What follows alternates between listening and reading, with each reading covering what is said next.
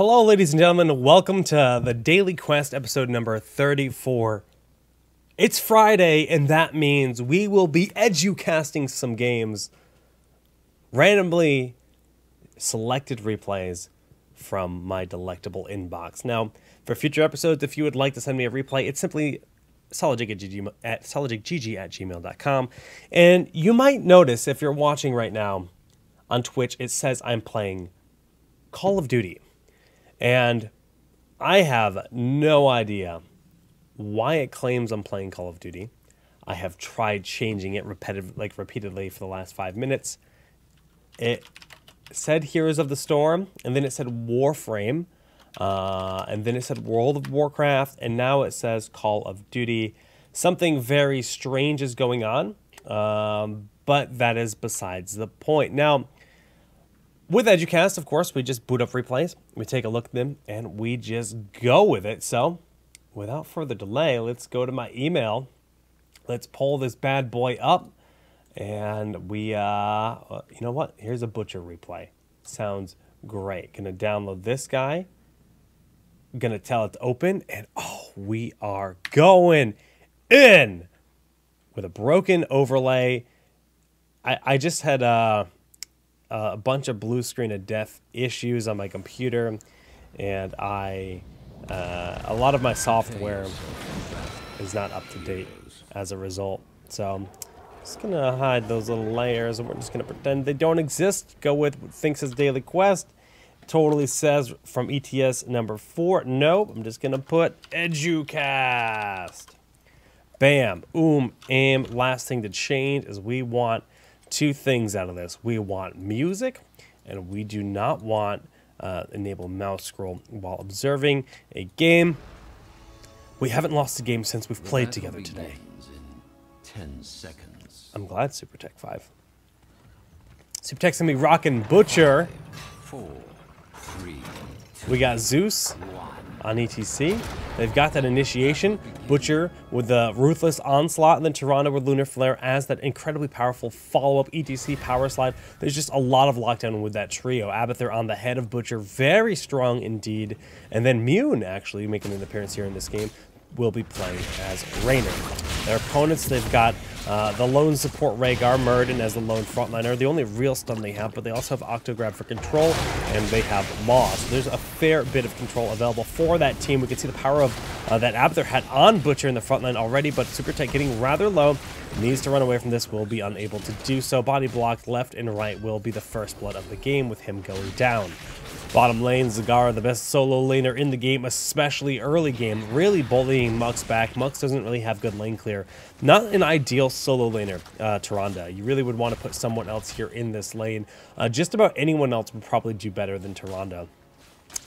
Even Abathur. Even Abathur would be sufficient to help quell a lot of this push. And it would be advised for the Abathur player to move his body, but apparently he's a bot.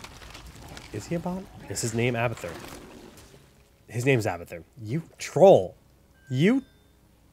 Why do people do that? Why do you exist? Anyways, bottom lane, we see that we have Lift taking a lot of damage. Zeus does not have Power Slide, so not enough to get the kill. That last spike... That if he had 2 more Fs, he'd actually be saying white. But he's not going to talk about the color white today. He's just going to make some white noise by f***ing up the chat. Not able to get the kill, so no kills on the side of our blue team. The first altar will be spawning in 25 seconds. Rumble goes out onto Munefair. The self-heal's not going to be enough, and GG. He loses his life. 2-0 up here for our red team. They're going to be sitting pretty going for that next altar phase, but Zeratul still kind of hanging out in the top lane. They could consider to just grab the mercs. They do spawn at 2 minutes, opting not to do that. Altar spawning in 4 seconds. They will be there just about exactly on time, and here it is in the bottom of the map. We do see this Cigar is rather low, but Rod now making his way on over, gonna look for those heals. ETC using Power Slide very preemptively. Like it didn't really do anything. Kind of a waste of that ability, and took a lot of damage in return. Butcher going deep into the enemy side. Zeus is the focus, will end up falling in the peel there from Rhaegar. So right now they managed to trade out Zeratul 1-for-1, but Mux is taking a ton of damage. The Abathur hat, not enough to save the damage from Murky, and then the Dwarf Toss in from that Muradin. The last shot does go off, killing Murky, but he'll be back in just a moment. And we see Super Tech in the back line going for the Ruthless Onslaught. Is it enough? No, Dwarf Toss gets him out, but he's on Rhaegar. Rhaegar is slipping away into that wolf form, and Zagara will channel the first altar of the game. Honestly, everything about that was quite favorable here for our red team. Butcher went a little bit too far back. Super Tech wanted to kill that Zagara and got just a bit of a trigger finger. You see, sometimes when you're playing Butcher and you see a low health bar, you're just like, I gotta go. But if you stayed in the back line, they probably would have had a little bit more success in that fight. But at the same time, he did zone Zagara away from the battle, and he did zone the Rhaegar away. So, you know, no harm, no foul. All right, Super Tech trying to duel it out. We see Butcher's Brain keep him alive in this charge onto, whoa, Juke City. Tried to juke at least, and we see the Ruthless Onslaught did turn around. Huge power slide on all three targets, with the Hunter's Mark going down, and that will be a 3-0. Super Tech taking a lot of damage from the Roaches, but the heals from Mux are sufficient to keep him alive. And we see Killzion going on in. Butcher's Brain not going to be there this time, but power slide locking down Murden, who just did go on in, and Dwarf tosses out to safety. Sentinel does not connect. All the while, Abathur been sitting up here, soaking this lane, pushing it out, giving them the experience advantage, and it's really paying off. And they managed to kill Murky once more. Look at that little Murky hat rolling away. It's so sad. Oh, it's flowers. It's not a hat. It's flowers. It's bouquet. Bouquet boys going into the depths of the world, slipping on away. Zeratul hunting for Abathur, but Abathur has that map presence, or the map awareness, rather, to realize that this was happening. Level 7 talents have been picked up. Taking a quick look at them, we do see that we do have block, which is very good versus Zagara, versus any auto attack heroes at all, with Unrelenting Pursuit. So going for the cooldown reduction, wants to use Ruthless Onslaught as often as possible, and Abattoir, just that full-on DPS style. This Tyrande build is a little bit all over the place, but it actually makes a lot of sense. And let's just talk about it. Now, generally, if you're going full lone support Tyrande, you'll see Empower. And Empower is a level 1 talent that makes it so that every time your Sentinel hits an enemy hero, it reduces all your cooldowns by 2 seconds. You pair that with Pierce. Pierce is almost critical on a map like this, or any map where you have to channel. So you think about channeling a Dragon Knight, you think about channeling a Curse or an Altar, and you can just pretty much guarantee the interruption from very far away with Sentinel if you pick up Pierce. So really, really good in this situation. But the reason that we're seeing the priority for Rangers Mark at level 1 is I assumed because they have all the lockdown, but I still want to be critical and say I think overall, if you're playing Tyrande, you're probably better off not getting this. Get Empower instead. Get Pierce. And then go for Lunar Blaze, because that's going to give you, I mean, sure, this is going to be more times in which you can cast Ranger's Mark, but this gives you so much more flexibility with Lunar Flare. I think it's probably going to be more efficient, because you'll get the cooldown reductions with Empower instead of Battle Momentum, and then just go for Lunar Flare here. That's just my personal preference. But this can certainly work out relatively effectively, especially in like a mid-length team fight where you can cast that Hunter's Mark twice. It can that can really add up. All right, Butcher's still hanging out in the top lane, getting that soak on. Abathur could just kind of swap lanes and still get that same kind of effectiveness with this team, as the altars will be up in 5 seconds. Just this one altar in the middle of the map. Butcher has made his way down. Abathur should rotate up to the top lane accordingly, and we do see Tyrande way out of position. Lunar Flare connects after the beautiful penetrating round that went out from Raynor. That was absolutely ridiculously handsome. Holy ball cheeks. Ball cheeks. Let's check this out. Let's check this out. Now, this Lunar Flare, I would have said was misplaced, but Mune lands a beautiful penetrating round, knocking the target into it. So Tyrande really far forward. As soon as you're in a situation like this, where there is a warrior between you and your retreat path, it is usually bad. Excuse me as I cough and mute my mic. Usually this is unoptimal, but they make the best out of a bad situation. The Hunter's Mark beautifully placed. We're going to see Mune start to shred through this Muradin. The rest of the team making their way down. But this Lunar Flare going out, and then the Hunter's Mark, or the penetrating on knocking them back. The Hunter's Mark enough for them to survive in this situation. Mune is going to barely get that kill. Wow, actually I think Muradin landed on a mine. they just know what's going to happen. They're predicting the future at this point. Rod gets hit by that Ruthless Onslaught, and then ETC, does he have Power Slide? Cows versus Wolves. Oops, wrong button. No, Rod is going to slip away. Raynor does end up getting picked off here by the Zagara player, who is just using Rapid Incubation point blank, kind of out of desperation, I think, just fearful of what might be to come. Murky going forward, does end up casting Envenom, but not enough to kill Mux. Rod and Zeratul step on that mine that reveals them and denies them the option to try to contest this altar. Tyrande slips back home, going to refill the health bar and mana tank, and everything looking very good here for the blue team. Abathur could have been soaking that top lane during that like he was earlier. I think that might have been a little bit more beneficial than hanging out in mid, but all things considered, they're still in a great spot. Zeratul looking in the backside, going in. He does have that fat deeps, but he will pay with his life. So as nice as that is, I cry every day.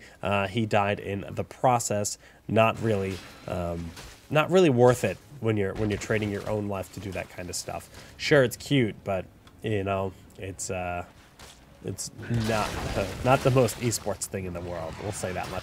Level 10 picked up. We see Hyperion Shadow Stalk. We're actually going to have Lamb to the Slaughter, Ultimate Evolution, and ETC is thinking, do I want to get the Mosh Pit or do I want to fly through the sky like a beautiful cow? Actually, he doesn't even want a level 7 talent.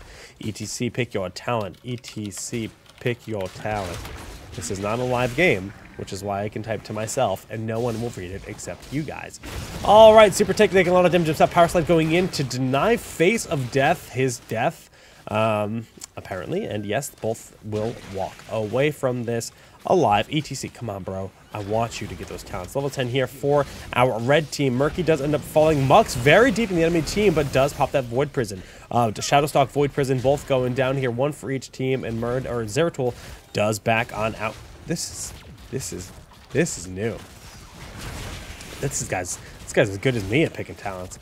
All right, well, top lane, we do see that we have the Pumpkin Bros picked up here by Rod and Kilwazian, and they will march down this top lane. We have altars spawning both in the top portion of the battleground, and Raynor going deep into that coiffed one. Face of Death, going to be able to buy some space here for his Zeratul buddy, but does pop that way whiffed Octo, or Lunar Flare, and the Octo goes down, and we see Raynor Immune actually destroys the pufferfish before it explodes, detonating the critical damage onto Tyrande. So nice. They burned Murky's heroic ability, which is really quite nice. We do see Super Tech going deep here, gets the kill on Zeratul. Rod is super low as Rhaegar Ancestral Heal way too late. The Sentinel not quite disrupting the channel of the altar, so Zagara does get that one thing for the red team, but there was a huge fight here for the blue team. They're now going to grab an altar. They'll be sitting up structurally about 8, or no, it's going to even things out in damage, and Murky dies once again. Now, dying frequently on Murky isn't the worst thing in the world, but you do give the enemy team experience. You do want to be a little bit cautious when you do that. Kilwazian going up to Immune, and the Stormbolt connects. He is a pretty strong solo 1v1 hero at level 13 if you spec him really into the Thunderclap for the increased damage on the solo target. But not really too sure why he's so desperate to dive in onto Raynor in that one instance. He does have Dwarf Toss and the heal, so he's more than A-okay, but a nice rotation up from Zeus to really just kind of alleviate some of that pressure in the top lane. Murky looking to try to get the kill here onto Mux. This camp is ready to be captured, and Tyrande does end up falling. 3v2 Super Tech does have Lamb to the Slaughter, throws it down, and ETC gets on the point at the last moment, denying them, but Void Prison has been cast as well as Maw, so overlap on heroics. ETC all by himself at this moment will end up falling, and we see the camp has been stolen. Abathur actually even using his heroic in an attempt to try to retain this point. But honestly, that was a very, very good steal here by the red team that picked up some good kills. The Murky getting that kill on Tyrande early was absolutely crucial, and the camp was just ripe for the picking, so they not only steal the camp, they pick up some kills, they even up the experience, and now have their level 13 talents. ETC has finally decided to pick up some talents. He went for Loudspeakers, he did get Mosh Pit, and he got Spell Shield. We do see Octograb being used on Butcher, trying to blow him up. Abathur Hat with the sustain, and a beautiful Butcher's Brain keeps him alive, but no, not quite enough. Even with Shadowstalk, we do see that he falls to the Pufferfish. Allies should always try to focus down the Pufferfish when you see it thrown down under someone like that with Octogram. If you do not have Cleanse tons available. Really just try to land those auto attacks on the pufferfish. Usually it's just about 3 depending on the build of the Murky to kill it. And ETC opting to power slide into Murky. Murky will just bubble, walk away, and be a-okay. Oh, never mind. Penetrating round. Esports. Bottom, we see Coift 1 sitting and waiting for this attempt. Sentinel does not reveal that he is in that bush, so this could be a surprise to them. They are not aware of Zeratul being down here. Lunar Flare was just used to remove a tumor, and Zeratul immediately dashes on in, power slide forward, but we do in fact have that blink. He goes forward with the blink, and then he uses the wormhole to escape. Sentinel once again missing. Shadowstalk was used to heal the team, but Toronto's quite low.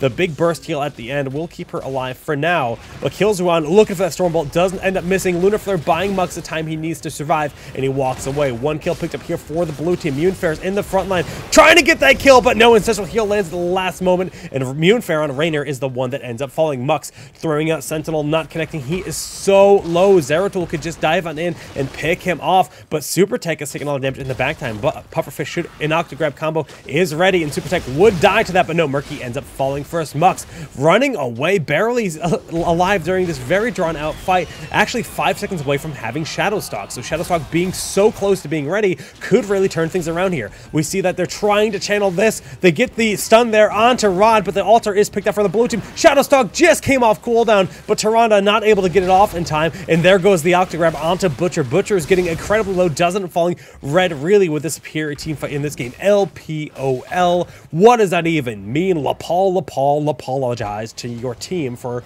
that strange acronym that nobody actually understands what it even means. Murky ends up falling immune, back in action, looking to push this out, but the altars very much pretty even this game. I was going to say very much in favor, but no, not at all. Now, the Blizzard UI doesn't actually tell us the core health, and there's no way to like, oh, let's zoom in and really read that health bar. We can't do that. So Blizzard, if you would update your UI to fix that, that would be delectably nice of you.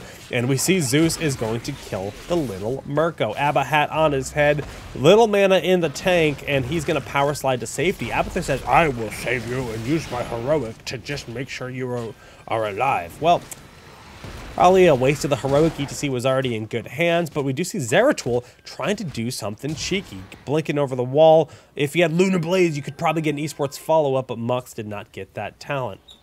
No esports follow-ups today. Sentinel making its way across the map, but Hedwig will find no wizards that were looking for their mail today.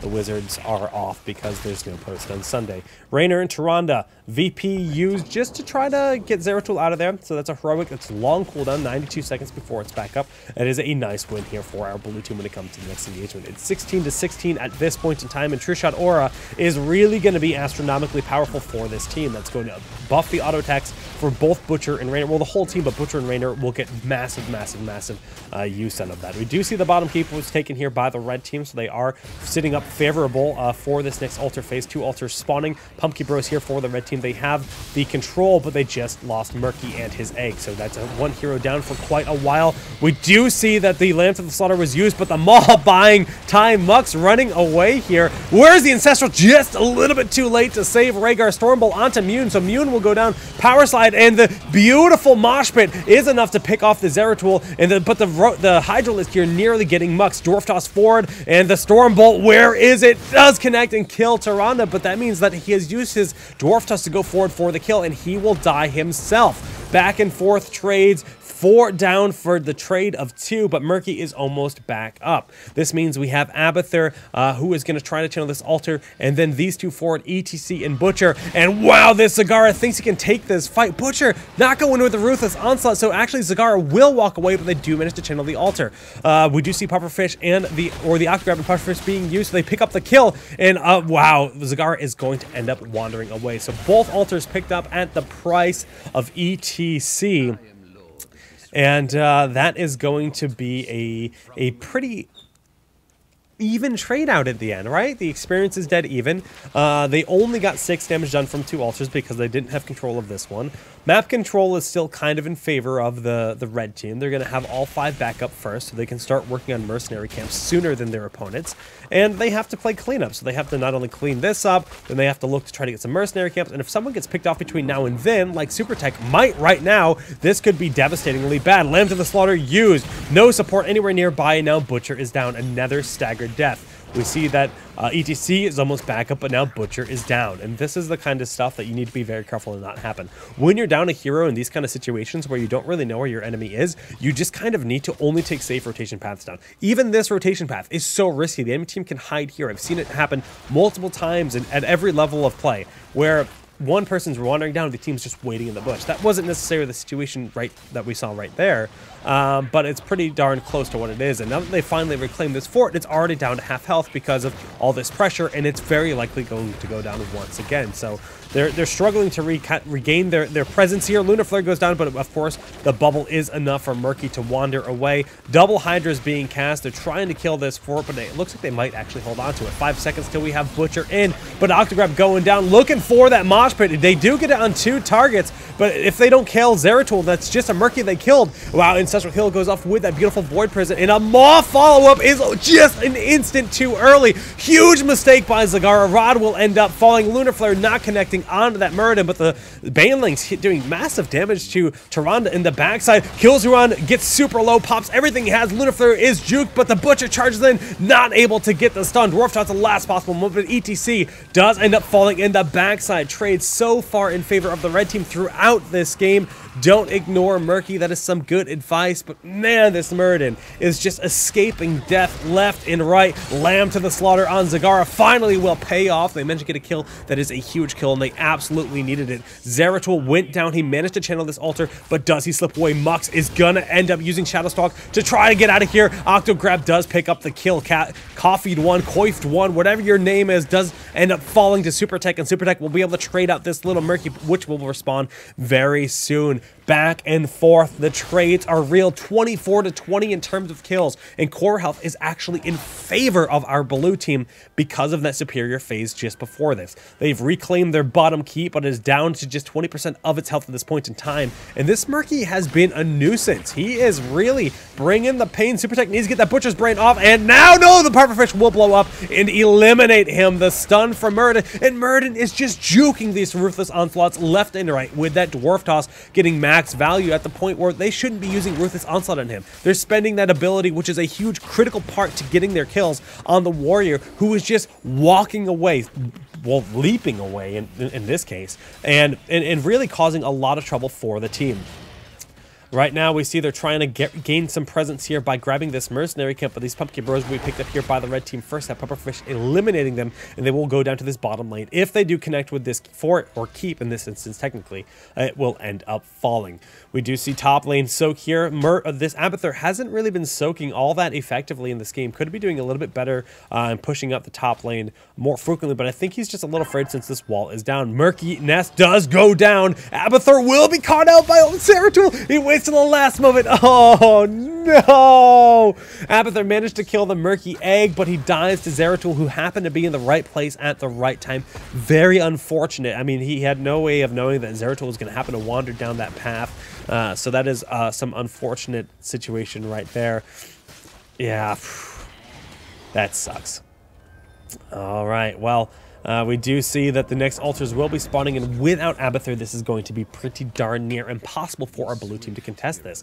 Look at this positioning here. Muradin is just waiting to interrupt this. Murky goes in, Shadowstalk, but Muradin is pretty far forward. Teams to make their way over here. They just grab their altar. Muradin Dwarf doesn't, but Lamb to the slaughter this time will certainly pay off. Oh, the Void Prison to buy time. Ancestral Heal will be available, but Pufferfish gonna blow up first, killing Tyrande. Tyrande's down. Dwarf Toss used aggressively. Maw on 2 targets. Red team with a beautiful response that the Maw and Void Prison have been doing wonderfully. Zeus actually tried to channel for just a moment there. Super Tech will go down on Butcher, and ETC, what are you doing? Go home! Good night, my friend. Immune Ferris is the one member standing. Abathur has respawned, uses the clone, but Ancestral Heal is there, and that is another 5 damage, because remember, we talked about that mercenary camp that killed this bottom keep. 5 damage done to the blue team. That was 10 damage during that phase. They're going to pick up a boss, and they're going to be sitting so very close to a victory. after these huge team fights. Like, so far, I really got to hand it to the red team. Like, their team fights are just better. The Void Prisons are flawless. They're doing exactly what they need to do. They're being used almost every single time defensively, waiting.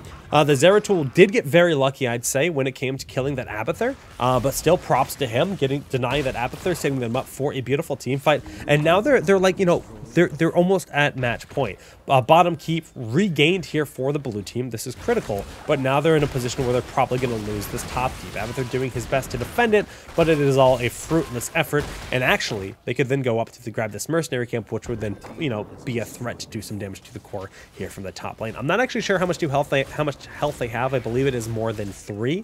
Obviously, I can't read a number that doesn't exist in the UI, but I'd say it's 4 to 5. Murky just replaces his egg up here near the boss. Interesting positioning here and in a nice aggressive spot. And we do have 3 members just waiting to respond to this keep's respawn. As they realize 3 members are committing to saving that keep, they're really going for this fight onto Zeus, who will be blown up rather quickly. These are the situations where you have to be super careful. Like, ATC is well aware of the mistake he made. He was too far forward, and they not only do they lose a hero, this keep was going to be lost pretty much no matter what. Supertech, realizing he's a little bit too far forward, baits out the Maw. That is a nice win. They do bait out the Maw, and they're able to back on out of this. They do have this keep, and luckily here for our blue team, it's just 1 altar spawning. Won't be up for another 15 seconds. That's plentiful time for them to reclaim this keep. I think it takes a little while to spawn, but I think they'll be able to reclaim this keep and potentially even deny a game-winning altar. I think that they need to do 5 damage, but I'm not certain. Okay, Butcher going for that's the Butcher clone going in. Rhaegar backline forcing him back. Void Prison not enough to save Zeratul this time. Zeratul goes down. This Rhaegar is completely zoned out of the fight. VP wearing off. We do see Butcher's brand. This time it's on Zagara, who's a little bit far forward. Penetrating round goes out, bouncing him back on in, but Bolts of the Storm is used for Zagara to potentially escape here. Huge Stormbolt goes out, and the Lunar Flare trying to peel, and Supertech just cannot stay alive. And this has been a 4v5, mind you. ETC hasn't been here this entire time, so now they're just starting to fall off. They had a good start, but without ETC, they just couldn't really pull that off. It was a great start. The Abathur zoning Rhaegar out was so very good for the team. If they had ETC, man, that fight would have been phenomenal for our blue team. But red sitting in a great position. We see the altar was effectively channeled by blue team. I actually missed that. I completely forgot that was a point of contention. If that is the case, it is a nice win because they're denying them from ending the game, but now their middle keep under pressure again. Bottom keep took some damage from the mercenaries low itself, and oh, they're stepping pretty far forward. We do have the Abathur clone on an ETC this time, and he's doing a nice job just pushing on forward, a lot of stuns available, and they're buying time for this keep to live a little bit longer. Double power slide, get the kill on Murky. It's a nice little trick there, but Zagara's starting to get the push on here in the bottom lane. 7 seconds, 2 seconds, 10 seconds, almost all alive once again here, but they really are going to need a big team fight if they want any chance in winning this game.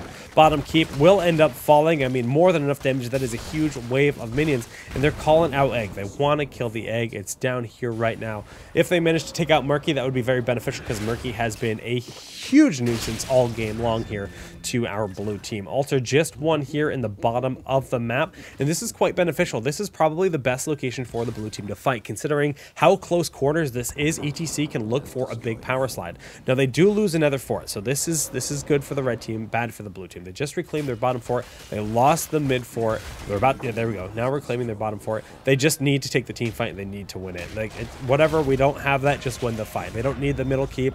Don't throw any bodies at it. Just look for that big play. So they're opening the fight with Hyperion. Zeus looking for that esports power slide. Not going to get it with his mosh pit with that first power slide. Supertech just ruthless onslaughting in, feeling him out, and trying to get some big damage done. The damage goes off with a huge ancestral heal on Murden, keeping him standing strong. Supertech is being burst, but that power slide buying some time, and mosh pit does beautiful things. 4 targets in that mosh, everyone except Zagara, but it's still a 2-for-2 trade. Power slide onto Murky, onto Killjoy, and he dodges the Shadow Bolt, and Bolt of the Storm are used by Munefers. Excellent play, beautiful predictions of exactly what they were going to do, and Zeus in the backside will trade out Murky. Mune gonna get get the kill here on Murden. There is no escape. Murden will fall, and this is a successful team fight. Even these Locusts forcing back to the Zagara. Murky stepping back on in. I don't think he has Octograb ready. Yes, 15 seconds before it's up, and they managed to channel the altar. Blue team stays alive. The mosh pit is what they needed. The 4-man mosh pit.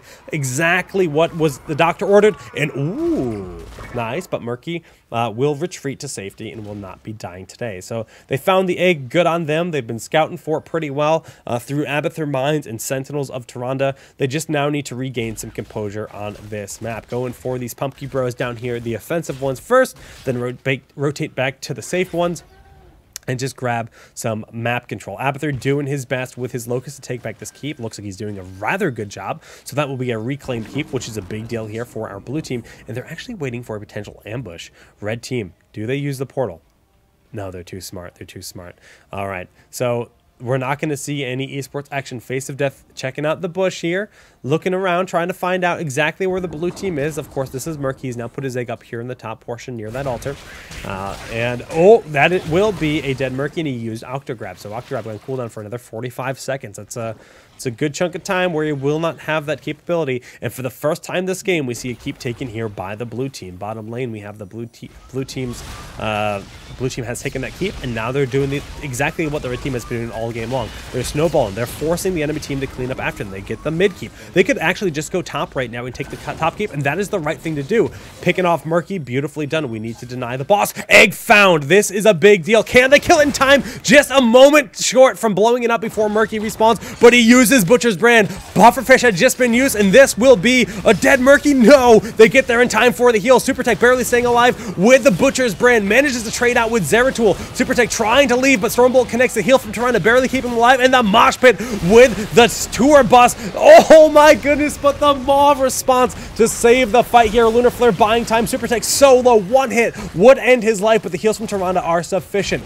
Tyrande, this would be the greatest time to have Empower, but she doesn't have it. She needs those heals for the team. Supertech with Butcher's Brand, Power Slide, stunning to Zagara, and that's enough for the kill. And now Rod will be hit by Lunar Flare, and he will be dying. Murky had to relocate his egg, will end up losing his life here, and the blue team are making the comeback. They're doing the undoable, but we see that Raynor just lost his life to Killzoo, and Abathur is being chased down, trying to actually duel with him. He has no fear. This is the most esports Abathur player. Hunter's Mark has been cast. The Dwarf Shot's forward, but Power Slide connecting. The mine is there in case it's needed. And no, that is a team wipe. The core health is very low. This will do 5 damage to their core, and the boss should be enough to end the game for our blue team. Supertech channeling both of them. No, they had 2 altars. That'll be game, ladies and gentlemen. The blue team, what? That was an awesome, awesome, awesome Towers of Doom game. Like, probably the best Towers of Doom game I've ever seen. Wow. Supertech, thanks for the replay, man. That was very, very exciting to cast that game. Very well played. I mean, like I said, I really personally think the Empower build would have been more effective for Tyrande. Everything else about her build is good. It's fine to sacrifice Ranger if you did go Empower for True Shot Aura, considering the composition too. I mean, I think that's fine. I would just probably swap out Lunar Blaze with Empower, because there's so many situations where it's like Tyrande could be getting these double heals where you're clumped up in these fights and then you'd be getting more and more healing, and I would have liked to see that. Love the Butcher build. I mean, it played out beautifully. We can obviously see that the Storm Shields or the Spell Shield was invaluable in that game, just to deny some of the damage from either Pufferfish or just Zeratul's damage in general. So that worked out very well. We saw Mune making some beautiful plays that game in general. Everyone played very well, I thought. I mean, the Abathur hunting, the constant hunting for the Murky, that Murky had to keep moving his egg, but the Murky player was quite talented. Beautiful Void Prison usage, beautiful Maws, just all of it. All of it was very, very well done. But we're gonna cast some more games today. So I'm gonna go to my inbox, and we're gonna load up a different game. So this game will be played by Project X Run, another frequenter here in the channel, and it's going to be on Sky Temple. So we're going to load that bad boy up. Coffee. Oh yeah. All right, and we're in there. Educast in another game, ladies and gentlemen, on Sky Temple, blue team versus red team. I'm not going to name them any silly things today. It's going to be Cups playing as Asmodee and Lunara, played by Mr. Wildcard. Illidan going to be played by Electric, Askars as Zeratul, and Hex Sun. I'm going to Hex your son, playing Jaina. He's not a shaman today, he's not Thrall, he's still going to Hex Sun. On the opposite side, the blue team, we've got Nova played by Zabal is Life. XY Ball? What is XY Ball? XY Ball is life. Illidan played by Bare Knuckle. That is a manly name. Nazebo played by Marksman. We got Project X Run on Falstad. And then Makey playing Jaina. False father, the false dad himself. Running a standard Falstad skin. Brown as a chicken. This guy is as plain as it can be today. Like, really? You don't got the pirate skin, man? You don't got sweet whistles when you fly? All right, I see you. I see you.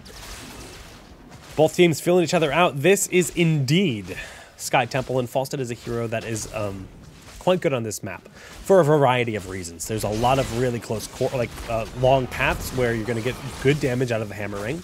I mean, the disengage available from Mighty Gust is phenomenal at all three of the temples and at the boss.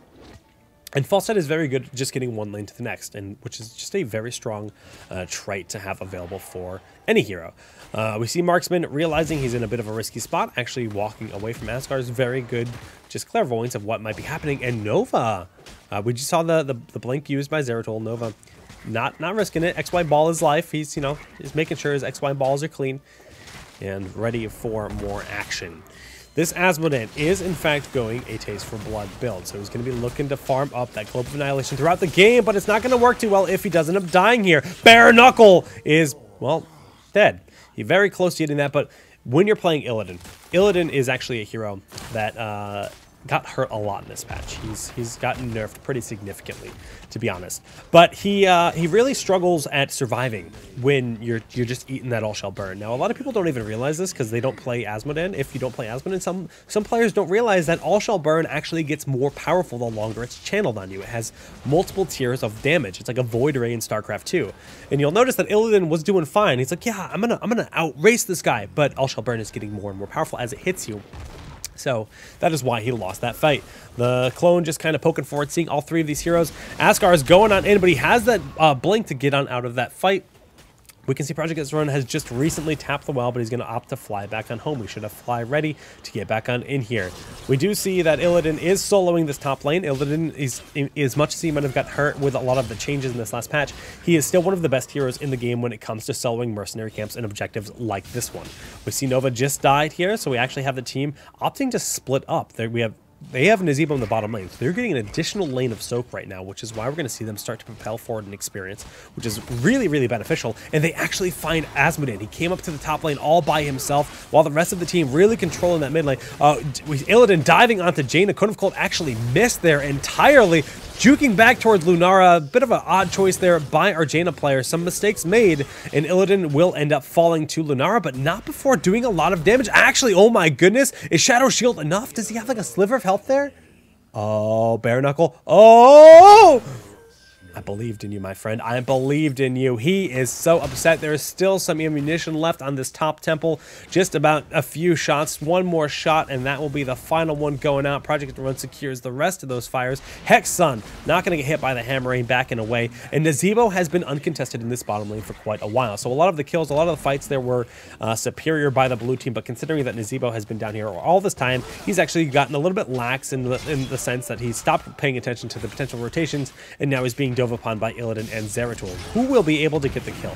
So Hexun, I mean, a lot of push, a lot of soak received. The team is up in experience. End of the day, pretty darn good. But just kind of got a little bit lax with his freedom to just keep pushing on forward. Globe of Annihilation actually used on Jaina, and I just want to point this out. When you play Asmodee, honestly, in a lot of ways, Asmodee is probably one of the riskiest heroes to ever solo queue with, because if you're going the Globe of Annihilation style. Now, the Globe of Annihilation style, where you get Taste for Blood and you try to farm up your globe, is the strongest style for Asmodee and Heroes of the Storm. Bar none. Very late game, very strong damage. But if you don't have someone else trying to farm with you, it can be very hard. Now, fortunately for this Asmodee, he has a Lunara, he has a Zeratul, he has an Illidan, he's got a Jaina. He's got all these damage heroes that all have some form of AoE to help him push out lanes. But he's throwing the globe at enemy heroes half the time. You actually have to play Asmodee specifically throwing the globe at minions in a situation where they're at like a third of their health early game. You really, really should not be throwing at enemy heroes unless you're positive that you will get a kill. Otherwise, you're wasting the cooldown. That toss he did to do a little bit of damage of Jaina is wasteful in mana, and it's wasteful in his chance to power himself up for the late game. So that is just a bit of a tip here for all Asmodee players, because I see them doing that so very frequently, and you just want to get those stacks. You want to get that bonus damage, and you want a laning buddy. He's one of the few specialists that doesn't want a solo lane. Oh, but the rotation from Asgar's going to get the kill there on Jaina. And, well, you know, this top lane is looking rough. Bare Knuckle gets hit by that globe. You know, in that case, that globe, I'm fine with it. I'm fine with it. You think you can get the kill? That globe was well placed. So they got a nice kill. But they might be losing Lunara here. The hammer ring just a little bit too short to reach the Chota ring. Not connecting today. And we do see spiders, oh my, nipping at the heels of these minions in the bottom lane. Marksman trying to regain some presence here in the bottom. The next altar will in fact be, or the next shrine will be in this bottom location every single time. And this is exactly when you want to start working on this mercenary camp. 2 minutes after the first shrines finish, after they finalize their damage done to the towers and forts and keeps and whatnot, that's when the next shrine will be spawning. So we're actually really close to that point. Good time to grab the Bruiser camp and then put more presence into the bottom lane where we can start to push out. So, right, we see they'll be spawning in 10 seconds. It's pretty much a perfectly timed camp here on those Bruisers, but Nova falling is actually quite disastrous. Illidan should not be staying up here. They kill Asmodee, which makes it worth it. But he should be leaving right now. Bare Knuckle can go down. Falsehead can fly. Doesn't matter that they have 10. At least soak mid lane and try to stall them. You're gonna get a lot of push here in this top lane. Illidan needs to make his way down and start helping out with this shrine, because even though they need to hit level 10, when this fort falls, which will happen very quickly because of this mercenary camp, they can actually really just take that fight halfway through. And even though they don't have it at the start, yep, just clean this wave, and hopefully the entire team at Illidan is just really overstaying his welcome. Well, we'll see how it works out for the team. Level 10 has been reached, as mentioned, and we do see Metamorphosis with Shadow Assault, Thornwood Vine, Blackpool, and then Ring of Frost. A lot of damage here. And we also see Meta Gargantuan, Mighty Gust, Water Ellie, and then Precision Strike. So pretty even when it comes to the AoE damage. Zombie Wall connecting on Nova. Should be lights off her, but no! They managed to snipe down Illidan very quickly, and Nova barely survives. They trade out Zeratul as well, 2 for nothing. Project X Run will get the kill here on Lunara, but needs to be very careful that Jaina can do a lot of damage herself. Somehow, some way, they managed to get 3 for nothing. The fortunate thing is 2 members were missing, so in that 4v4, it was a 3 for nothing. Very impressive here by the red team. Nova just barely living. XY ball is life, boys. That is something we all have learned today. And all the while, this mercenary camp is still standing strong with one of their minions in this top lane that Illidan had been protecting versus Asmodee during that entire time. Nazebo looks like he should have left a little bit sooner. The rest of the team went back home, and Nazebo will get picked off in the aftermath, but at least it's still favorable here for the red team overall. Spirit slightly in favor of the blue team. I mean, it is 5-5 kills, but I guess they've just had some superior lane soak in some situations and superior kills at the right time, and of course getting this bottom fort down did give them a nice nudge forward. Both teams have destroyed a single fort. Mercenary camps available. Looks like we do see the red team wanting to get aggressive here. Looking around, they find Illidan and Asmodee. Precision Strike goes down. Mighty Gust actually saving them in that situation. But it does push them back, so they will get the kills regardless. Illidan way too far forward. Asmo goes down, and Illidan will go down as well. So the Mighty Gust did pay off. Sure, the Precision Strike didn't end up connecting necessarily, but well worth the cooldown heroic cooldown words. We see Zeratul going in on Jaina, using everything she has, even her Water Ellie, and she is in full-on retreat mode. We see Metamorphosis had to be used by Bare Knuckle to survive, and Mickey gonna start channeling her Hearthstone, and then stop. And then start. You just want us to have suspense, huh, Makey? Suspense. All right, well, we do see these giants have been collected here by Project X Run, and XY Ball is life.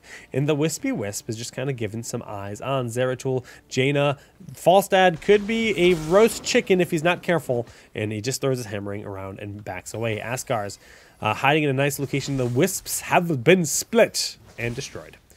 All right, that'll be a long cooldown before the Wisps are available once again. Because we do not have Time Lost Wisp. That is the talent I usually advise, especially if you suspect that your Wisp might be dying frequently, because then you can just have Wisps for days. Wisps. Wisp is a fun word. Wisp. Wisp. All right, Project X Run really wants these offensive giants. He's going in XY Ball his life as being a big scouting ward for him. Which is quite nice, and Marksman will fall by himself once again. That's his favorite thing to do. Stay in the lane by himself, end up going against the entire team by himself, and then die by himself. Top Shrine being held, though, by the red team, so it will be a trade in Shrines and just the one trade in Heroes in favor of the blue team. But the offensive Mercenary camp actually does make a nice difference when it comes to the damage going down to these structures. They're buying the presence here. They're forcing Lunara to defend. This is giving them full control of this temple. Project X Run is, in the meantime, pushing out this top lane, and things are looking very even so far in this game. Nazebo now respawning. We do see this bottom. Oh, come on. You kidding me? So low. And it's going to be a little bit healthier here in the top lane for the red team. So structure's still pretty darn even. Same number still standing. And they managed to get a kill on Jaina. Let's actually check that out. See exactly what happened in that situation. Yes. Globe goes out. Where's Jaina at? Where's your Jaina at? There's your Jaina. There's your Jaina. Oh no! Double melee assassin! And meta use, and they get the trade here on Zeratul? Yes. Okay, so Bare Knuckle trades out. Globe going out. Precision Strike whiffed entirely, but Project Grunt is here to save the day. Mighty Gust, and then the nice sniper Rooney out of XY Ball is life, but Bare Knuckle, he's again flopping around, and Asmodan that's channeling All Shall Burn. The Blizzard will kill Project X Run, so it ends up being a 3-for-2 trade, but Nova gonna make it a 3-for-3. Sniper Rooney! No! You're too slow! What are you doing? XY Ball is life. Oh! The clone gets the kill, but Nova dies in 2. I can't believe that clone got that kill. And Marksman's just kind of doing his dutiful thing. He's just kind of like, I'm gonna throw some frogs and toads and spiders and things. That's a Nazebo song because he doesn't really have any concern for the rest of his team. He just likes to push his lanes by himself and never actually watch the minimap. Boss being attempted by the blue team. 3 heroes down on red. Only Jaina down on blue. K-Cups, K-Cubes, taking a lot of damage, but his little minions are doing a good job soaking some of it. But he's very low on mana. He can't channel All Shall Burn. Decides to get stomped with his buddy Illidan. Great form, great form. Shadow Shield. We do see evasion being used and first aid. So Illidan is now the tank, but Project X Run. Oh, he's sneaking. He's sneaking. He scouts it out, sees the health, throws out the hammering. Needs to back up, needs to back up, needs to back up. That's a lot of damage. Mighty Gust is used. Electric going in. Electric needs to get on that point, but Project X Run steals the boss. And oh my goodness, he barrel rolls away, but does end up falling to Zeratul. But Zeratul has going to pay with his life here as he blinked on in for that boss. Stolen, trading 1 hero for 1 hero. Well worth it. Actually, no, Asmodan died as well, so it's a 2-for-1 trade. Oh my goodness, Metamorphosis has expired, and Nova going deep behind enemy lines. Blizzard was just cast, so 1 hero falls. The clones are everywhere, and Jaina doesn't know which one's the real one. He steps into the Ring of Frost, but Jaina has to go back because of the boss. Pops that shield. Zebo, spiders, and oh yeah, Zebo did something in a team fight because of Ice Block. He can hit things that are standing still. Esports. It's esports. So proud of you, Nazebo. I'm so proud of you. And the boss is now smacking this well. Then plays Project Surrender with those esports action. Stealing the boss. Boss getting that max value, making its way through this wall. And it even did a bit of damage to this bottom lane. Zebo, of course, what he does best is he pushes out lanes.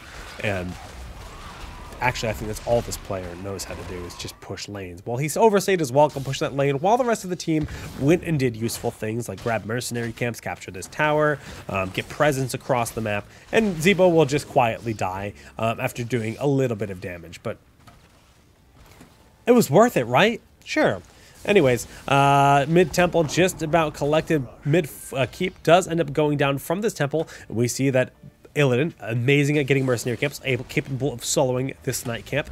We see that Project Gets Run did grab himself a giant camp. So they have mercenary camps in the 2 lanes that still retain their keeps. And this is actually very beneficial. They can now look to group up as a team of 5 and look for a fight. Without Nazeebo, it's going to be a little tough, but they make it happen. Precision Strike. Is Mighty Gust available? Yes! The disengage is there, and Illidan in by his lonesome should back away. Pops first aid, pops all his self-heals, but he has to realize his team is too weak to fight with him and just needs to sacrifice or just cut it loose and break away and leave. Project Gets Run steps forward to throw out some abilities very low. Bare Knuckle will end up getting hit by the Globe of Annihilation and dying. Just stayed a little bit too long. You just gotta realize it's not just because you cast Metamorphosis doesn't mean you need to fight. And if you notice your team is backing away, always back away with your team. Overstayed his welcome there. That team fight did take a little while. Jaina cleaned up the night camp and then rotated down and picked up a kill. So good on Jaina for just great control of like keeping them in the game in terms of like their structural damage and then getting a kill after the fact in that fight. We do see this mercenary camp with Merc Lord on Asmodee, which has received 0 benefit at all this game. Talent has been completely worthless. He picks it up and he leaves the mercenaries. Okay. But because they're going for Nazeebo, who is pushing by himself and it has to immediately cast Bolt of the Storm to leave. We're going to see All Shall Burn. And we don't have March of Sin on Asmodee, so he can't waddle. March of Sin, almost like a necessary talent for Asmodee because All Shall Burn is such a weak ability without being able to wiggle your little fat legs. I would like to see a change from on Asmodee where you can walk incredibly slowly, like almost not at all with All Shall Burn, and then March of Sin gives you just increased movement speed. I would love for that that change. Even just a little waddle would be nice, because if you nudge at all, you cancel your All Shall Burn. All right, well, we do see the Ring of Frost going down. The Precision Strike hitting. Project Gust Run is super low. Mighty Gust into the wrong direction, but he's gonna trade out. No, not quite. Illidan survives. 2 for 2 trades. Jaina's down. Lunara's up in 10 seconds. Middle shrine being held. This is a situation where, let's look at the map. Lunara is almost back up. You're going to be in a situation where blue team will have a hero up for about 50 seconds.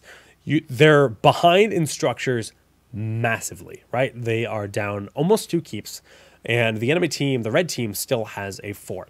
So just looking at the minimap, you know, right off the bat, it is unfavorable to try to base race or shrine race in this situation. And you should be contesting your opponent. So what I would like to see, we'll find out what happens. What I would like to see is blue team to stay where they are right now. And as soon as Lunara is here, look for a team fight immediately. Take your 4v3 and go at your enemies. That is the right thing to do in this situation. But controlling this, we'll take out this final fort rather quickly. Asmodee just cast Blackpool. And nothing else. That was the oddest thing I've ever seen. He could have soaked that lane of minions, but we have Zeratul die. So they went from a situation where they were up in heroes. They do not coordinate well. They all just kind of flop around, and Zeratul dies, and they have thrown away any kind of advantage they might have had. Asmodee not even sure what he's doing. We see the meta being used as a response, and then the respond meta, response. Bare Knuckle is overextended and does end up dying. So somehow, some way, they managed to make it happen either way. Nova gonna be sitting here in the top taking this shrine, but again, they need to contest her immediately. The only big problem here is enough damage was done from this mid shrine to take out all of the remaining keeps. And even though red team is largely dead, about to be all dead. Oh, Project's gonna respawn before Nova dies. Esports are not all dead. Nice. No team wipes for you. All forts are gone. So structurally, red team just lost a fight, but they are they have an immense lead at this point in time. I mean, honestly, they can grab this Merc camp. Sipo's good at fighting NPCs, so they're going to do that here. They're going to grab this mercenary camp pretty quickly. We do see that we have the blue team throwing their wisp here. This is great position. They could actually, since they have the split on the wisp, I would like to see one here, or one here, or one here, One here. Oh, that's fine too. Put it in the bush, dude. Put it in the bush! Anyways, Marksman actually just oblivious. He walked by... Project Zone just killed this wisp. He walked by one wisp. He did kill this one. So, okay, at least he killed that wisp. But, you know, when you see dual wisps like that, you have to expect the likelihood of the enemy team being nearby, right? Because usually wisps are designed... This is something that you should always consider. When you look at a wisp, you say, Lunara's probably around here, right? Lunara's probably putting this wisp in this location to cover a flank for a reason. You see a wisp, you get suspicious. Wispicious? Wispicious. Nice. And that's something that everyone should always remember. Wisp means Lunara. And just look at it that way. Well, what's near here? The boss. Throw some spiders to confirm the boss's location. These giants are negligible versus the boss. They're not really going to gain your team anything, but he's starting to realize Falstad scouted this out. Zebo's moving forward. Good on him. He moved forward. Muddy Gust is used once again, trying to steal the boss. Project Zone succeeds in doing so, but this time he barrel rolled in to get it done. A lot of damage being taken by the team. Somehow Project Zone survived for a while, but ultimately does go down. We do see the Illidan Wars going into the backside, and the blue Illidan will end up falling 3 for 4 in terms of trades, but this boss is alive. Project gets run, getting another boss steal. The core is down to 94% health. Then we have catapults, dual catapults, a night camp. We have dual catapults, and then we have a boss. This is going to be a hard defense. Zeratul needs to be working on that boss already. The fact that he's not back there means this game is probably over. Illidan on the core, bare knuckle, throwing his bare knuckles into the concrete of this structure. And GG, ladies and gentlemen. That is a victory here. The Falstad Gus plays. Project gets run. Well played, my friend. Educast. All right. Second game. Some pretty intense esports action. I see you guys are sending in replays right now. I'll save them for future days. Thank you for all of those replays. But we are going to look at one more. I'm going to go with a replay that we got. This is actually Hero League. And let me just kind of exit out of this game and load up another one. And this will be our final game of the day that we're going to be educasting. Feat Diablo.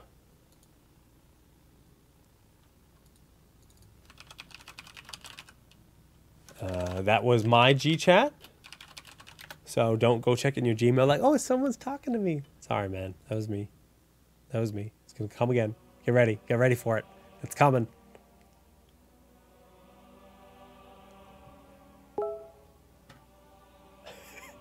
There it is. All right, Infernal Shrines. Ladies and gentlemen, Diablo. Midnight Trembler. Up in here with an Uther played by No Open. Orexarity, Macamania, and then Frosty Ice. Their opponents, Sergeant Hammer, Jaina, Thrall, Murden, and Lily. Let's try their names. The Boog, Aerith, Rectinize, Riggedy Rectinize, I like it. Enrage, and Voika. Esports action here. We will have Midnight Trembler rocking Diablo, riding his beautiful little mount. I think should switch with Diablo. I mean, I think they should be together personally. I think you put Diablo and Kael'thas in the same lane and then they can just body nerds, but that's just my professional opinion. Well, Diablo, Falstad, mid lane. Falstad is, both these heroes are much safer in the mid lane, and that is a nice benefit. It's going to be much harder to gank either of these two heroes, where Kael'thas is much more easily ganked, and mid lane is usually the lane in which we see a lot of gank attempts occur. But their enemy team, they really just have Thrall for that lockdown. I mean, looking at the stuns available, I mean, Thrall, Muradin, that is scary. And if Jaina happens to be there as well, that is scary. But the situation of all three of them roaming around together on a 3-lane map like this is pretty unlikely.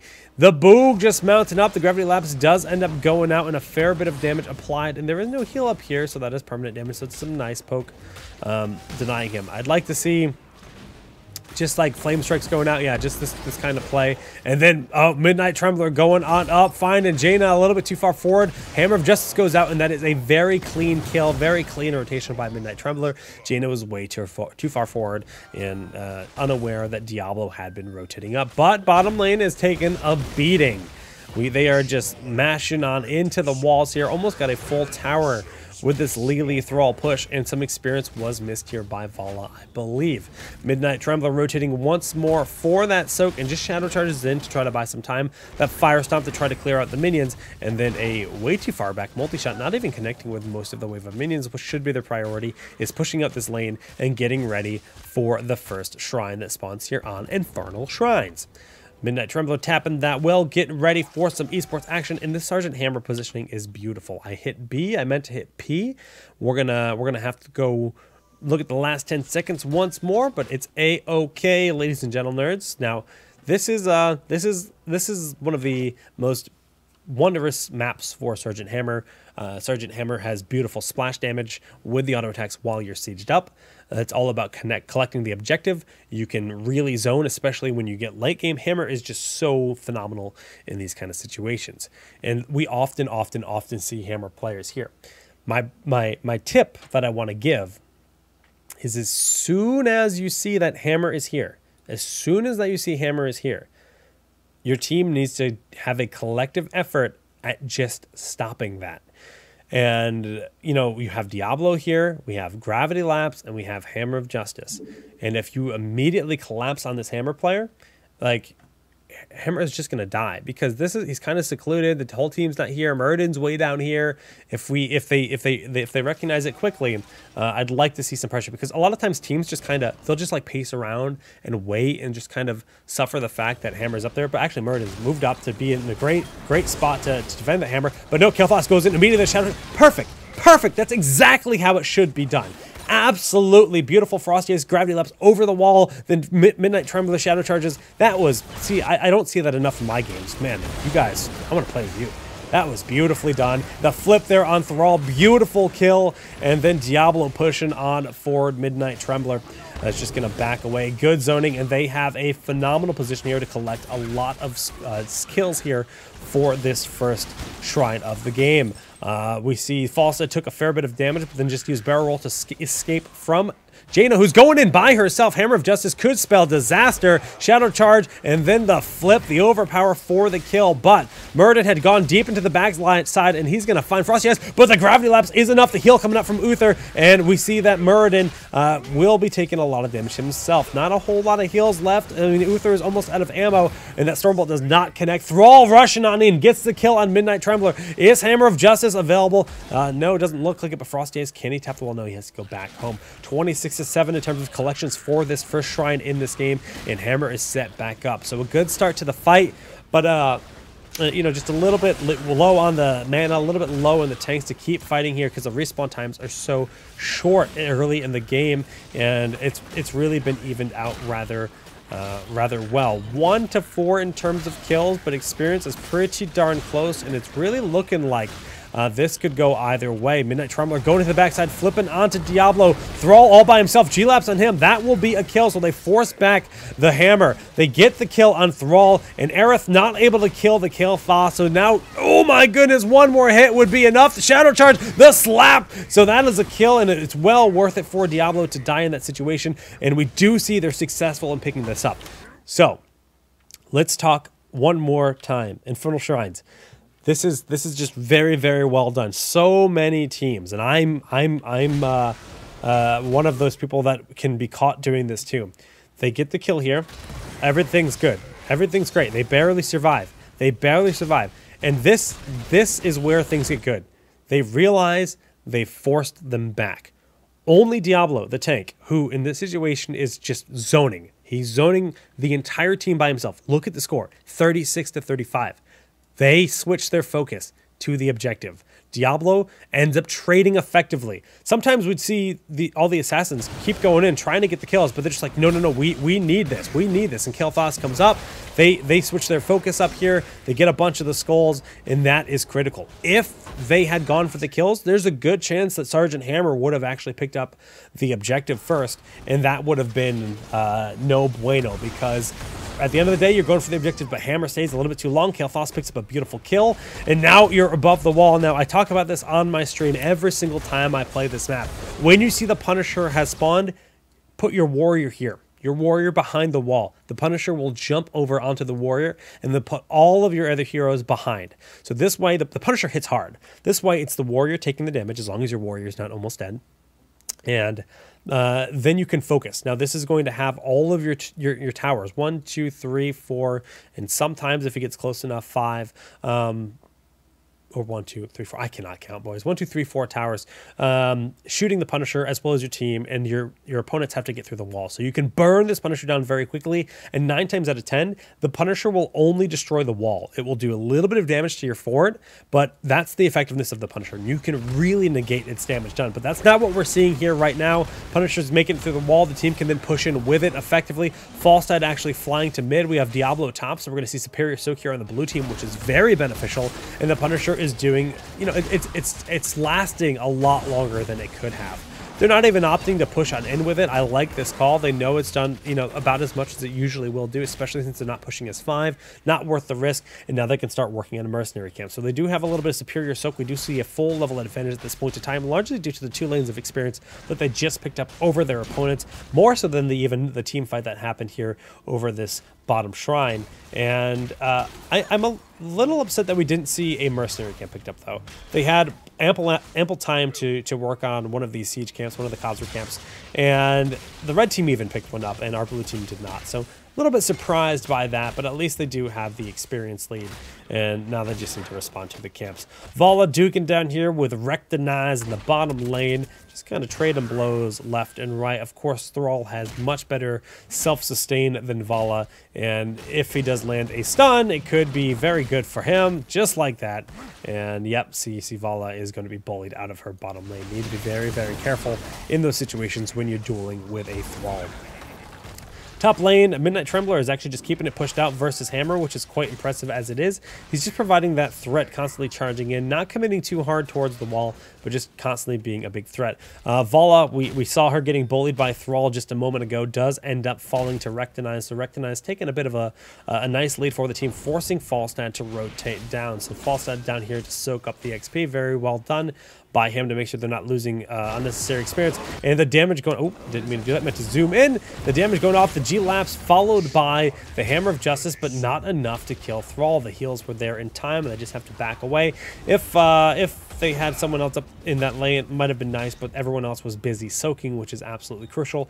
They want to keep that experience lead, especially as we're getting rather close to level 10. So a little bit under a level lead here at this point here for the blue team. Diablo getting hit by all those tons, but a big flame strike, gravity lapse combo going off. Hungering arrow chasing Onrage, but Onrage lives on. That is the last target you want to focus, because Muradin is very hard to kill. Stormbolt connects on the minion. Unfortunate Midnight Trembler going deep in the backside, and the Living Bomb will explode, killing our Muradin player. Thrall, Hammer, 2 big damage dealers backing on up. Aerith staying in the front line by his lonesome, but we do see these kills are starting to go up. I like this. The prediction that someone might be in that bush, just throw out the flame strike. Midnight Trembler hiding in the bush. Beautiful position as soon as they come up here. This could be disaster. Aerith goes up too far. Midnight Trembler waiting. The flip here and a beautiful kill. That's absolutely flawless Diablo play. The ambush style.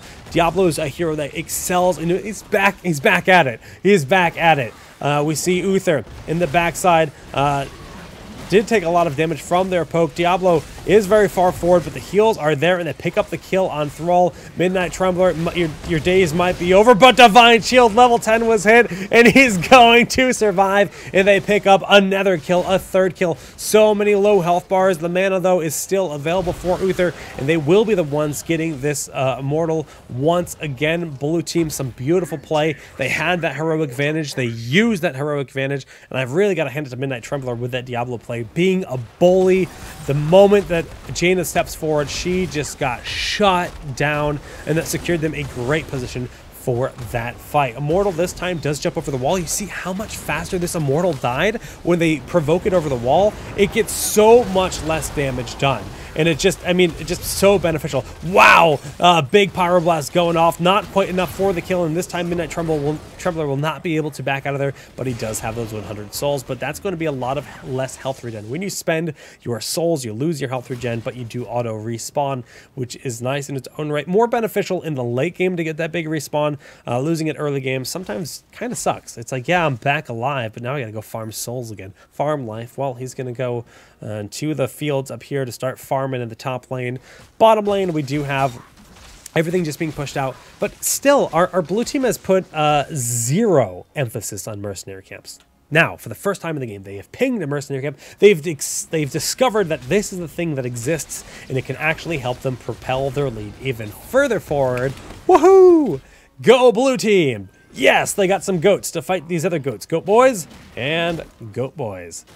Goat action. Goat on goats. Diablo, they're pinging furiously towards him, and he's backing up, realizing the rotation might be fierce. And he's just going to back up. Yeah. Then we do see that we do have this Fallen Shaman camp, and the blue team does need to respond to it.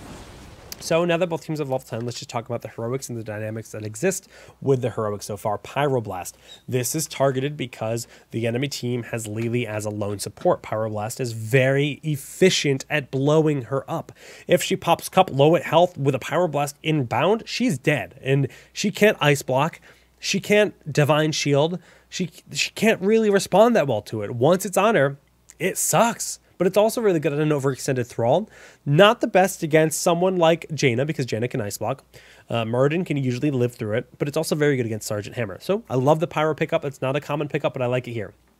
Reign of Vengeance, usually I'm like, you should go Strafe. This is a weird Hammer build, or Vala build already. Like, it's an auto attack Vala, which is pretty uncommon, and then we have an auto attack Falstad, which is very common. But it's fine. On this map in particular, just because of the emphasis when it comes to collecting the objective, I would say multi-shot build is preferred here. But Reign of Vengeance with Apocalypse can do wondrous things, so I'm pumped for that. But on the opposing side, Cups, big heals, gonna heal through anything that can be thrown at them. And in terms of stuns, I mean, they don't really have a lot. I mean, if they land, I mean, it's just Diablo. It's on his duty to stop the Cups, essentially. Huge initiation. They can throw out the Sundering. But Muradin didn't get Pierce, and I find that odd because a lot of the times you can get a big Sundering. Muradin can Dwarf Toss onto 2 targets that might have been separated from the fight and throw down the Stormbolt with Pierce, which can make massive plays. Jaina didn't go for Ring of Frost. That's also another big combo, but will have a little bit more controlled fighting with the poke of the Water Ellie. So we'll see how it all pans out at the end of the day. I mean, there's a lot of AoE with, I mean, this Hammer becomes indefinitely better, especially on this map with Napalm Strike when it comes to fighting over the objective, and we'll see exactly how it all plays out. All right, both teams, now that they have their level 10 heroics, this is going to be the first heroic battle, and Diablo's going straight for that Sergeant Hammer, not able to get the overcharge. The Sundering goes out onto 2 targets. This is when you want that Pierce and the Stormbolt, but Mighty Gust for the disengage. Cups used in the middle of the fight, and Lily just gets insta-blown up. Divine Shield keeping that Diablo alive, and that Pyro on Muradin actually works out. Hammer doing a lot of damage in the backside, but there's way too many heroes. Jaina steps forward, manages to kill the Falstad, but trades with her own life. And if Gravity Lapse is available, that is it. Doesn't even need it. The Hammer just waits for the Hammer of Justice to be smacked onto him point blank and pays with his life. Ends up being a 4, or was it a 5? I think Thrall died really early, so I think that was a 5-for-1 trade here. Thrall knows he cannot fight for the Shrine. Props to him going for this Mercenary Camp. Thrall is excellent at getting Mercenary Camp solo, and they're not going to check down here. I mean, it's pretty unlikely they would check down here. So I think that is a very good decision to go for that. While the team, the blue team, they're going back. They refilled their health bars. They refilled their mana. They're working on the objective. Red team, now that they're back at 5, they need to look for the fight now. It's 26. They just need to make it happen. Well, guess not. They're not even going to attempt, which is probably a fine decision because it's pretty unlikely they'd be able to win the fight. Just get ready for this guy. So fall back to your structures. Do not engage them with the Punisher up front. Fall back to your structures. Bring the Punisher back with you and fight. jumping onto 3 targets. Hate to start the fight like that. They need to blow it up. They need to blow it up quick. Their focus should be entirely on that Punisher. Lily just kind of doing her own thing in the backside. Sundering going out, hitting pretty much the entire team. Murden steps forward, or Thrall goes forward and dies immediately. The Rain of Vengeance chasing but not connecting, and those cups have been rather effective. So, you know, a good start there by Thrall, but Murden didn't initiate the... Oh! Esports. Good night, Lily. Immortal now wailing on the wall. Arcane tethers spinning around, little hop skips, little jumpy lumps, and they are doing a lot of damage. Yes, he will die, but not before they grab themselves 1,300 experience and a kill on Sergeant Hammer, who was way too far forward, even with half the team alive. All right, so Hammer dying there, not the best. 1,300 experience is more than you get from a fort, and that is why we see a 3 level, well, 2 plus level lead here for our blue team. Structurally, all 3 forts still standing for blue. Mid fort very low. I would like to see this mercenary camp picked up and then immediately just kill the fort, then grab the other merc camp. They know they have the advantage. Red team is just cleaning out this bottom lane. They could actually quickly kill this, and it's really not that risky, because when you consider you have something like Mighty Gust, that's something you could really push to your advantage. So just escort this one camp, quickly destroy this fort, and then grab the other camp and leave them continuously defending the mid lane while you continue to grab other things. But the order in which they did it, it's still fine. The only difference is they don't get a fort, right? Getting the fort would get them level 16, push their advantage even further forward, and just be slightly more beneficial. If you don't have something like Force Wall or Mighty Gust in a situation like that, it's probably not worth the risk. But it's good to just kind of stress the fact that you have those kind of heroics. It's a short cooldown. I mean, Mighty Gust, it's 40 seconds. It's nothing. That's actually zero cooldown. You can abuse that short cooldown for those kind of plays. Okay, Thrall. Waiting to ambush. He does have Sundering. He wants to get a flank with Sundering. And this is one of the things that Thrall absolutely excels with. I don't know if he's AFK. He's real still right now. Like, Thrall? Yeah, you're alive. Nice, nice. All right. So, moving up here. Advancing slowly. And he's seen. Diablo. He's got the super esports advance. Oh, they just passed in the wind. They saw each other. All right. Not feeling confident. We see the water Ellie used just in a futile attempt at trying to kill Falstad. That's a heroic that will expire. It's halfway through its duration already, and it's not doing a whole lot. It's doing a little bit of damage to Vala approaching, but Diablo, who is very patient, going in the backside. We see the beautiful Apocalypse connecting on just about everything. Hammer dies in an instant, and Pyroblast does not kill Murden, but it does force him to run away. Thrall steps in by himself, will end up dying in a beautiful Divine Shield, denying that damage of the Blizzard onto Diablo, who will chase forward. The flame tickling Jaina, not enough to tickle her into oblivion. Murden dwarf tossing to safety, but is he safe from the flames? He almost killed Jaina. Oh man.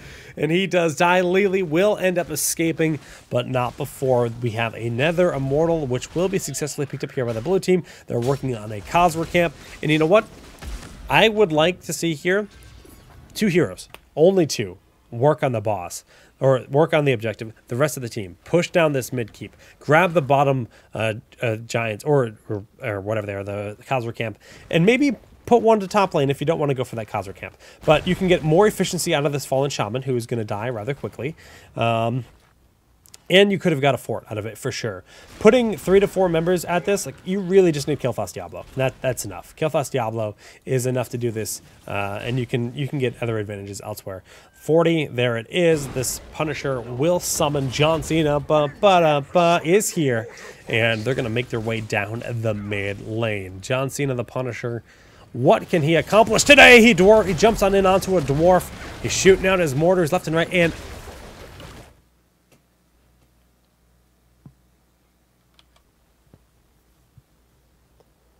Voika. Why did you use cups?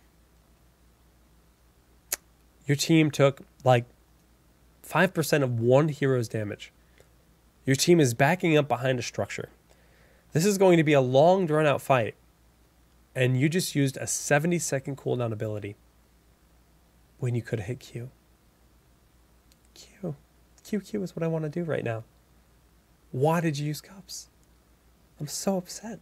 You're going to lose this fight, and it's going to be all because you used cups. Silly Levy. Well, Cups isn't going to do a whole lot in this fight. It's pretty much going to expire and do nothing for the team. Rip-a-rooney and cheese. Sundering goes out, and yes, Cups would be great at a time where living bombs are exploding all over your team like this. They tap the well, the explosions are happening, and Pyroblast will secure the kill on Hammer. Oh, goodness, that is a lot of parts. Siege tanks are expensive to build, I bet, and respawning them has to cost a fortune. Rain of Vengeance and Apocalypse zoning beautifully there, and that is just going to be a devastating fight. Good thing they used Cups after one mortar connected on a hero. That should be game. Just the Thrall alive. They're working on this little tower. They got a good 20 seconds, and are they going to do it? They're not feeling it. They're not feeling it. Oh, Voika insulted. Maybe the team yelled at him. I don't know. They probably said, "Why did you use Cups?" Oh, he's back. He's back. GG, ladies and gentlemen. That should do it. Blue team looking to take the game down to just 10%. Yep, and that is it. Midnight Trembler, well played, man. You make the Dibbles look ferocious. I'm going to miss the snowmen when they go away. The holidays are just about over, right? So imagine the snowmen won't be with us for too much longer. Ladies and gentlemen, that was the Daily Quest. Episode number 34, Educast. Every Friday we do Educast. We've added a new thematic day this week. We did our first ever Wonky Wednesday, where I set a challenge each week, and I request that you guys play either a specific build or composition. Now, I'm not announcing next week's challenge yet. I will announce it either on Twitter or on a Daily Quest on like Monday or Tuesday, but it will very likely be Greymane centric. I will be doing a huge focus on Greymane, assuming he does launch next week. It has been data mined and speculated that he does launch on Tuesday. So we'll be doing like a Greymane First Impressions Daily Quest, and then we'll be doing a Greymane early competitive build episode where I basically cover a build by, a top player, someone like Glaurung that likes those type of heroes. I mean, he's a Zeratul player. Greymane's going to be very, very similar to Zeratul. I'd say they're probably the best comparison for Greymane. Wow, that game was 25 to 5 kills. That's insane. And we'll be taking a look at Greymane just in general. So I'll probably set up a crazy Greymane build that you guys have to use for Wonky Wednesday next week. And you can send all of those replays at the Daily Quest, at solidjigg@gmail.com. Hopefully I overcome my cold over the weekend. I think I'm finally getting better. I've been sick all week and I hate it. And thank you so much for all of the new followers on Twitch, all the new subs on Twitch, all the new subs on YouTube, and all of the continued support. Daily Quest will return next Monday. I'll see you then.